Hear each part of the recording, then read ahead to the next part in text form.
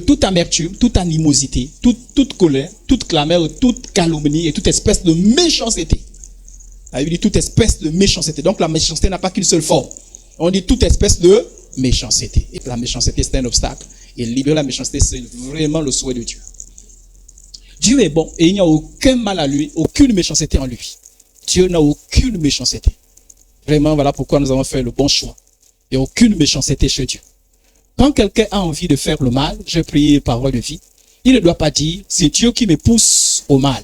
Dieu ne peut avoir envie de faire le mal et il ne pousse personne au mal. Dieu ne peut pas avoir envie de faire le mal et il ne pousse personne au mal. Donc, en Dieu, il n'y a même pas une pensée de mal. Il n'y a même pas quelque chose qui le pousse au mal. Rien. Dieu, la seule chose qu'on trouve chez lui, c'est la justice. Entre autres, parmi ses autres attributs, il y a la justice. Mais il n'y a aucun mal chez Dieu. Dieu veut que l'homme, le croyant, soit bon envers son prochain, comme lui aussi il est bon. Alléluia. Comme en lui, il n'y a pas de méchanceté. Il ne veut pas que ceux-là qui lui appartiennent, ses enfants, se retrouvent avec la méchanceté en eux. Il veut qu'il manifeste la bonté comme lui-même il est bon. Romains 13 dit, l'amour ne fait point de mal au prochain. L'amour est l'accomplissement de la loi. En fait, quand on aime, parce que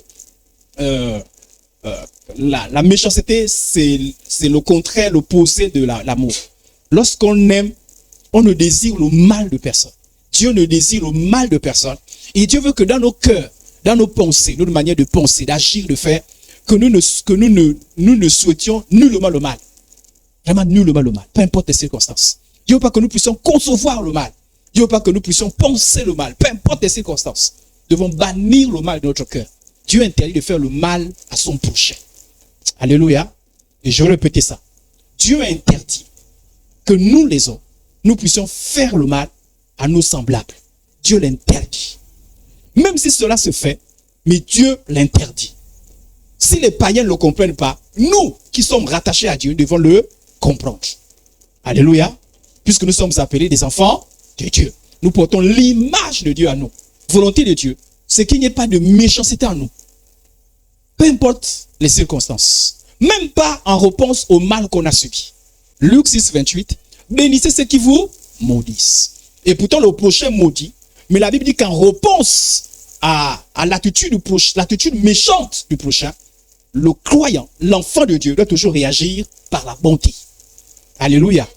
Donc il n'y a pas d'excuse. Dieu dit, même quand tu as subi le mal, réponds par la bonté. Parce que le cœur est transformé. Bénissez ceux qui vous maudissent. Lui, il maudit, toi tu réponds par la bénédiction. Priez pour ceux qui vous maltraitent. Lui te maltraite, tu souhaites le mal. Toi tu réponds. Parce que quand on parle de prier ici, là, parce que quand on a dit prier, on n'a pas défini, mais le verset c'est complète. Quand on prie, c'est pour demander des bonnes choses. 1 Pierre 3, 9. Ne rendez point le mal pour le mal. Autrement dit, lorsqu'on est enfant de Dieu, aucune méchanceté n'est justifiée. Pour Dieu, il n'y a rien qui puisse justifier la méchanceté. Dieu n'accepte pas les excuses. J'ai été méchant parce qu'elle a été méchante. J'ai été méchant parce qu'elle a été méchante. Pour Dieu, la réponse d'un enfant transformé, de son enfant transformé, c'est que devant la méchanceté, qu'il réponde par la bonté. Ou injure pour injure, ça n'existe pas chez Dieu. J'ai injurié parce qu'on m'a injurié, ça n'existe pas chez Dieu. Parce qu'il y en a certains qui pensent que je ne fais pas du mal, mais si tu me fais du mal, je rends le mal. Et tu m'injuries, je remets. Non, Dieu ne dit pas comme ça. Voilà pourquoi certains pensent que les chrétiens sont ma boule. Ce n'est pas ma boule ici. Alléluia. Mais c'est parce que notre Père nous le recommande. Et le cœur que nous avons reçu, normalement, lorsqu'on est transformé de nouveau, le cœur qu'on a reçu, c'est un cœur qui comprend toutes ces choses. Ne rendez pas le mal pour le mal, ou injure pour injure, bénissez au contraire. Car c'est à cela que vous avez été appelés, enfin d'hériter la bénédiction. Il y en a certaines personnes qui sont chrétiennes, qui disent, moi je ne veux pas être ma boule. Tu me fais du mal, je te rends mal. C'est pas chrétien, c'est pas biblique. Jésus, c'est pas comme ça. Jésus a mis ça en pratique, c'est que Pierre dit. Jésus n'a jamais rendu le mal par le mal. Romains 12, 21. Ne te laisse pas vaincre par le mal. Alléluia. Parce qu'il y a des gens qui disent, non, moi mon cœur, il n'y a pas de méchanceté dans mon cœur. Mais la Bible dit qu'il y en a certains qui sont tentés de faire du mal en réponse au mal qu'ils subissent. La Bible dit, ne te laisse pas vaincre par le mal. Parce qu'il est possible que tu te laisses vaincre par le mal. Tu m'as trompé, je te trompe. Tu m'as insulté, je t'insulte.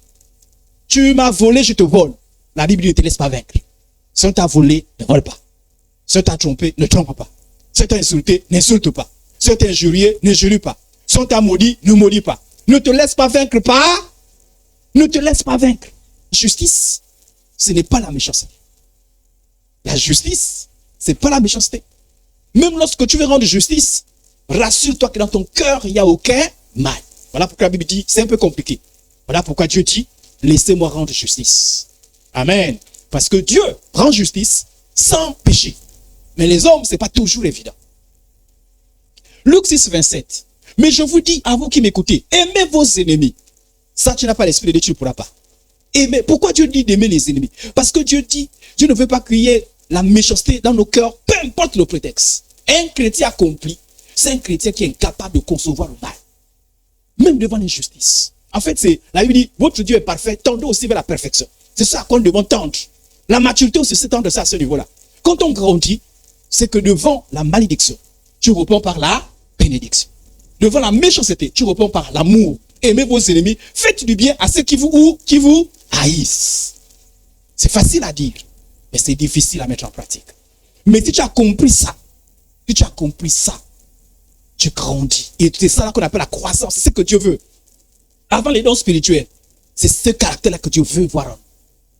Dieu ne veut pas qu'en nous se trouve de la méchanceté. Même pas.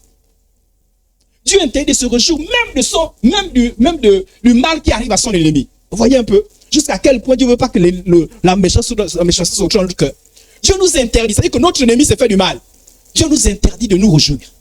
Ah, il m'a insulté, il a fait ceci, mais il a fait l'accident. Oh! Gloire à Dieu. Dieu dit non, ne fais pas ça.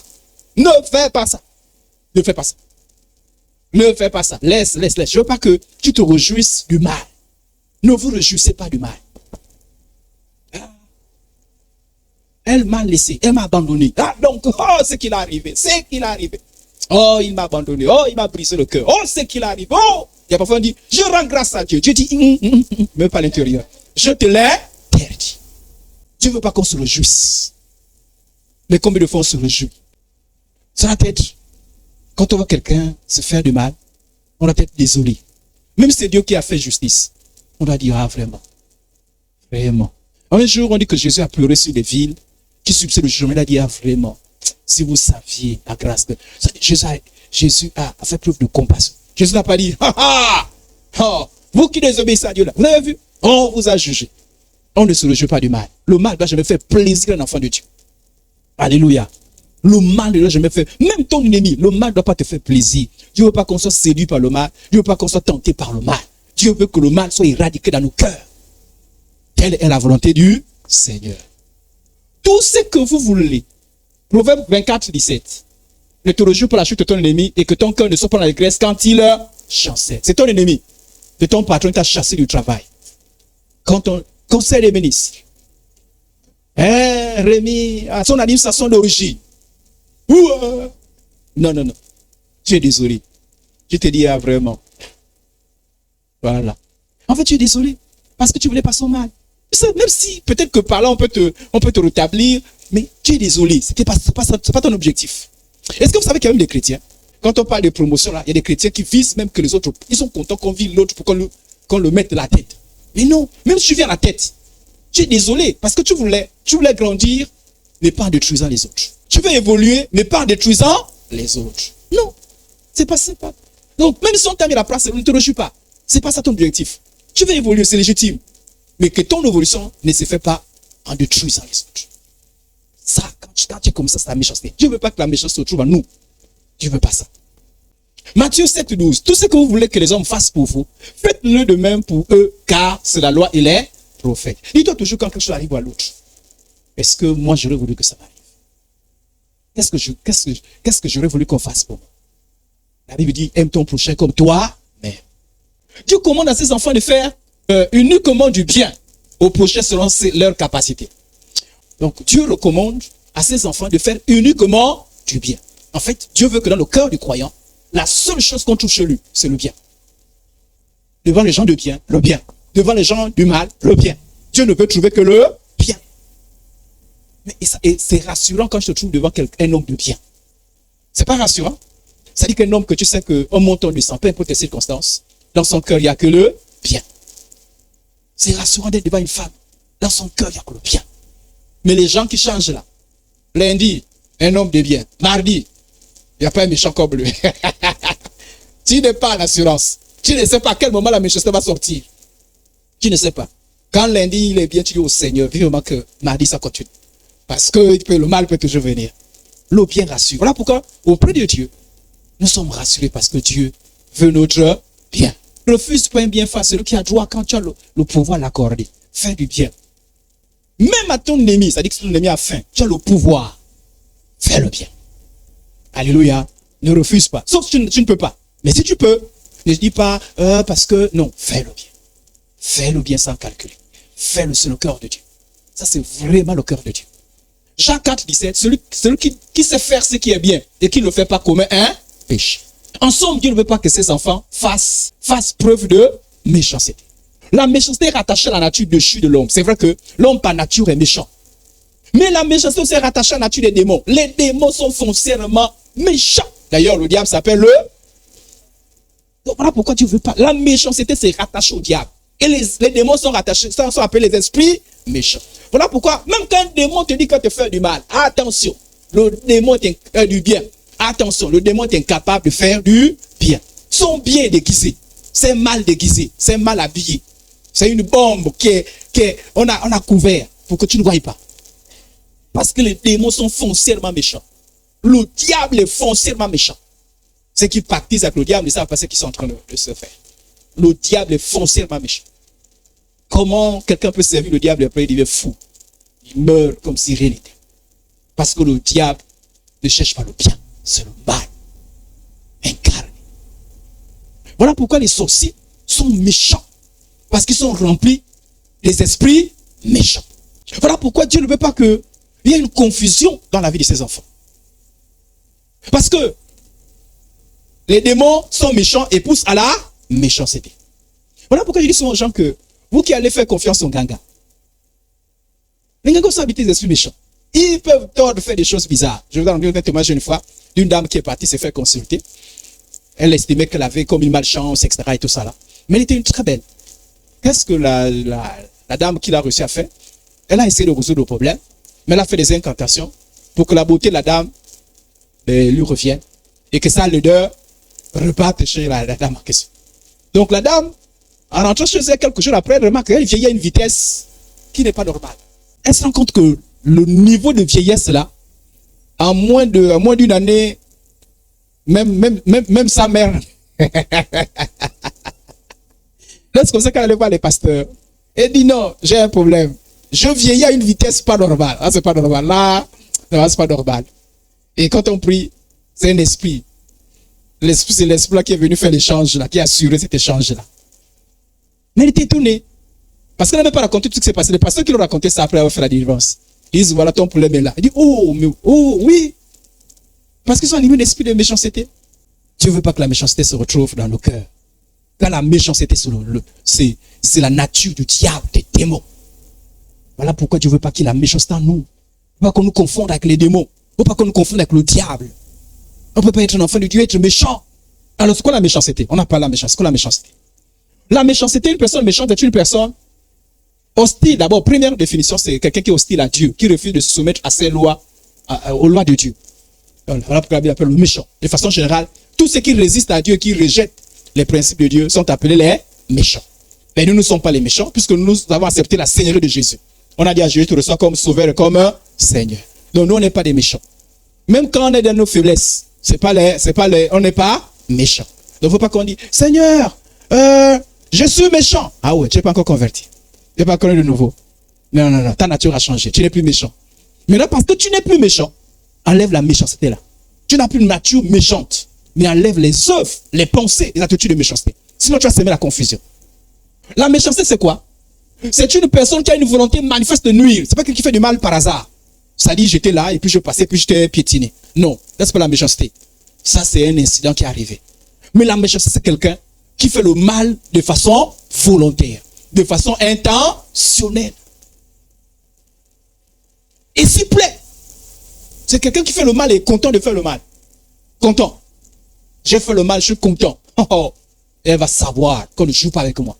Il va savoir qu'on ne joue pas avec moi. Voilà le méchant. Et quelqu'un qui fait le mal, c'est quelqu'un qui est toujours en train de vouloir le mal aux autres. Pas le méchant. Toujours. Il y a des gens, il y a des gens, vous avez l'impression que leur existence, ce qui fait l'existence, c'est de faire le mal aux autres. C'est-à-dire, tu peux passer par là, tu n'as rien fait. Mais la personne te cherche le mal. C'est comme ça que ça appelle les sorciers. Tu n'as pas bloqué, mais son cœur, tant qu'il n'a pas fait le mal, il n'est pas satisfait. Et il y a aussi des gens comme ça. Voilà pourquoi qui fait le mal, en fait, la méchanceté, c'est le carburant de la sorcellerie. Tous les sorciers sont méchants. D'ailleurs, quand tu as quelqu'un dans ton entourage, un enfant qui que ce soit, commence à être méchant, tu dis, oh stop, sinon tu vas devenir sorcier. Parce que ce qui fait le moteur de la sorcellerie, c'est la méchanceté. Donc, il ne faut pas qu'il y ait la confusion dans la vie du chrétien. Toi, tu es un enfant de Dieu, il ne faut pas contre la méchanceté en toi. C'est quelqu'un qui fait le mal de façon intentionnelle. Le contraire, c'est la bonté et la gentillesse. L'Éternel vit que la méchanceté des hommes était grande sur la terre et que toutes leurs pensées de leur cœur se portaient chaque jour uniquement vers le haut. Il y a des gens qui pensent toujours. Et il y a même à l'église. Quand on dit prospérité, le Seigneur va t'élever. C'est-à-dire quand tu pries là, il dit le chef va tomber. Faut qu'il tombe, faut que je le remplace. Donc on dit que les hommes par nature, leur cœur uniquement vers le mal. Ne vous étonnez pas, frères et sœurs en Christ, il y a des gens qui vivent du mal. Qui se nourrissent du mal. Dans leur parole que le mal. Dans leur cœur que le mal. Les gens qui respirent le mal. Je n'ai pas déjà vu de telles personnes. C'est-à-dire que vous sentez que ils sont toujours en train de chercher le mal. Mal. Bon, on va dire peut-être qu'on n'est pas comme ça, mais Dieu veut même que le peu de mal qui peut se trouver en nous là, il faut qu'on enlève. Certains pensent que la méchanceté c'est une arme. Non, c'est pas une arme. Les gens pensent que la bonté, tu vas te faire dévorer. Non. Dieu dit c'est le contraire. C'est la bonté qui est une arme. Et pas la méchanceté. Pourquoi tu es méchant? Non, attends, dans la vie, en fait, tu es méchant. Et tu n'es pas méchant, on va te prendre pour ma boule. On va te piétiner. Non, moi je suis méchant pour qu'on me fuit. Non. Le chrétien n'est pas méchant pour qu'on le fuit. Le chrétien, il est bon. Et la bonté du chrétien fait fuir les démons et toute forme de méchanceté.